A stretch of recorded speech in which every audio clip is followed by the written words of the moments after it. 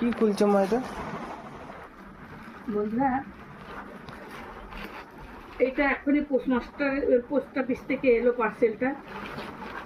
এটা এই যে সুরভি রায় পাঠিয়েছে, মেয়ে পাঠিয়েছে। কি পাঠিয়েছে আমি তো জানি না, তো খুলে দেখি কি আছে এর মধ্যে, না তোমাদের দেখাবো। তখন মা এটাকে নিয়ে কুস্তি অনেকক্ষণ লড়ার পর বন্ধুরা দেখো কত ছিঁড়ে মিড়ে তুলেছি, বাপরে চিট, জীবন বেরিয়ে গেল ছাড়াতে। তো কি পাঠিয়েছে আমার মা দেখি আমার জন্য, দেখো। কি এটা? এটা আচার, শুকনো মাছের। শুকনো মাছের আচার। হ্যাঁ,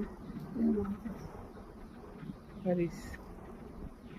এই একটা, আর এটা কি? এটা চাল, রাইস। এটা কি দেখি? ছাও রাইস। এই দেখো একদম কালো জিরার মতন, কালো কালো চাল। ভিডিও করতে করতে আমার ফোন আসতেই থাকে, কিছু বলার নেই। তো এই দেখো, এটা কিন্তু ব্ল্যাক রাইস। এটা মণিপুর থেকে, সব এগুলো সব মণিপুর থেকে এসছে। তো যেদিন এটা আমি খুলবো চালটা, সেদিন তোমাদের অবশ্যই দেখাবো।